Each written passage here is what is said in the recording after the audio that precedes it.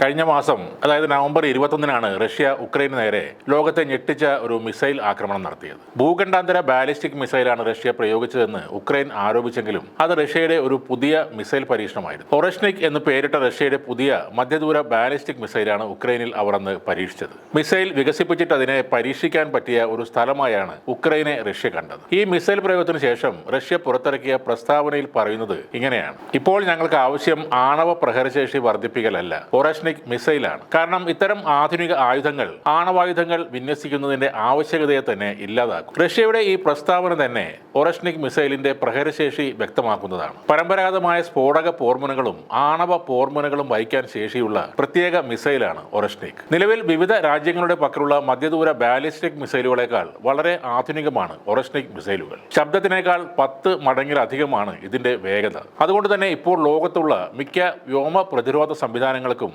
ഇവയെ തടയുക അസാധ്യം തന്നെയാണ്. മാത്രമല്ല യൂറോപ്പിന്റെ ഏത് കോണിലും ഒറഷ്നിക്കിന് എത്തിപ്പെടാൻ സാധിക്കും. ഉക്രൈനിൽ ലഭിക്കുന്ന യൂറോപ്യൻ രാജ്യങ്ങളുടെ സഹായം റഷ്യയെയും പുടിനെയും ചെറുതായൊന്നുമല്ല ചൊടിപ്പിച്ചിരുന്നത്. അതിനെല്ലാമുള്ള അവരുടെ ശക്തമായ താക്കീതാണ് ഒറഷ്നിക് എന്ന മിസൈലിലൂടെ റഷ്യ ഇപ്പോൾ നൽകിയിരിക്കുന്നു. യൂറോപ്പിൽ ആരും റഷ്യയുടെ ആയുധങ്ങൾക്ക് മുന്നിൽ സുരക്ഷിതരല്ല എന്ന വ്യക്തമായ സന്ദേശം കൂടിയാണ് ഇതുവഴി അവർ ലോകത്തിന് നൽകിയിരിക്കുന്നത്. ഒറഷ്നിക്കിന് ഒരേ സമയം പരമാവധി 6 പോർമുനകൾ വരെ വഹിക്കാൻ സാധിക്കുമെന്നാണ് റിപ്പോർട്ടുകൾ. ഒറ്റ പ്രയോഗത്തിൽ തന്നെ 6 വിവിധ ലക്ഷ്യങ്ങളിലേക്ക് കൃത്യമായി ആക്രമിക്കാൻ സാധിക്കുമെന്നതാണ് ഒറഷ്നിക്കിന്റെ ഏറ്റവും വലിയ പ്രത്യേകത. പോർമുനകൾ പതിക്കുമ്പോൾ ഉണ്ടാകുന്ന സ്ഫോടനം മാത്രമല്ല നാശനഷ്ടം ഉണ്ടാക്കുന്നത്, മിസൈലിന്റെ ഗതികോർജവും അതിന്റെ ഒരു ആയുധമാണ്. ഇതിലൂടെ മിസൈൽ ലക്ഷ്യത്തിൽ പതിച്ചു കഴിഞ്ഞാൽ ഉണ്ടാകുന്ന ഷോക്ക് വേവ് തന്നെ വലിയ രീതിയിൽ നാശനഷ്ടങ്ങൾ ഉണ്ടാക്കാൻ പര്യാപ്തമാണ്. നവംബർ 21-ന് ഉക്രൈനിലെ ഡിനിപ്രോയിലാണ് ഒറഷ്നിക് മിസൈൽ ആക്രമണം ഉണ്ടായത്. റിപ്പോർട്ടുകൾ പറയുന്നത് മിസൈലിൽ റഷ്യ സ്ഫോടക വസ്തുക്കൾ ഒന്നും ഘടിപ്പിച്ചിരുന്നില്ല എന്നാണ്. ഇത് ശരിയാണെങ്കിൽ ഒറഷ്നിക് ആക്രമണം ഉക്രൈനിൽ ഉണ്ടാക്കിയ